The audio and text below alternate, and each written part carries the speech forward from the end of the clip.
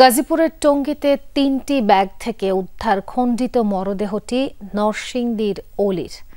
আঙুলের ছাপের মাধ্যমে পরিচয় শনাক্ত করেছে পুলিশ, তবে হত্যার মোটিভ এখনো জানা যায়নি। এদিকে সিসি ক্যামেরার ফুটেজে ধরা পড়েছে অজ্ঞাত 2 যুবকের বস্তাগুলো রেখে যাওয়ার দৃশ্য।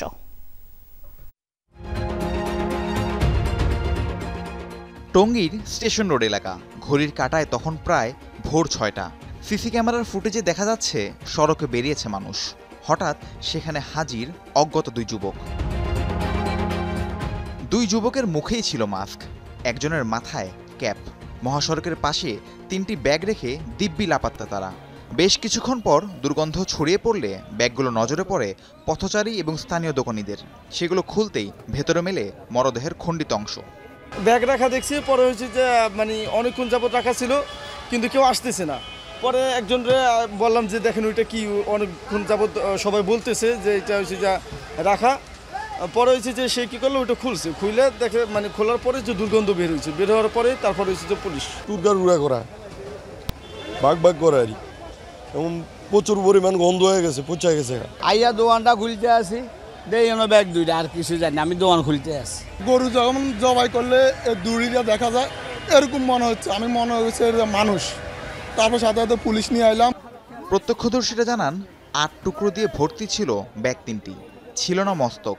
ব্যস্ততম মহাসড়কের পাশে এভাবে খণ্ডিত মরদেহ রেখে যাওয়ার ঘটনা ছড়িয়েছে আতঙ্ক। বর্তমান অবস্থা খুবই খারাপ, বাংলাদেশের পরিস্থিতি ভয়াবহ। প্রায় জায়গায় এরকমের লাশ, গুম, খুন এরকমের দেখা যাচ্ছে। সরকার তো কঠিনভাবে একটু নেয় না, কিছুই কোনো আইন প্রশাসনের উপরে কোনো আমরা আশা ভরসা করতে পারি না জীবন নিয়ে। এই রাস্তাটার মধ্যে চলাচল করতে গেলে আপনার খুব ভয়াবহ চলাফেরা করা লাগে। সন্ত্রাসী, বিরাট সন্ত্রাসী। আপনি আব্দুল্লাহপুর থেকে স্টেশন মুখ্যমন্ত্রী।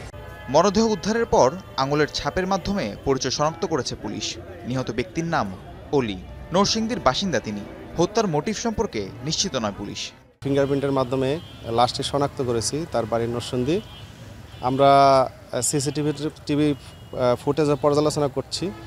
আমরা আসামি ধরার জন্য দ্রুত আমরা পদক্ষেপ নিচ্ছি। আশা করি এই ঘটনার সাথে যারা আছে তাদেরকে দ্রুতই গ্রেপ্তার করতে সক্ষম হব।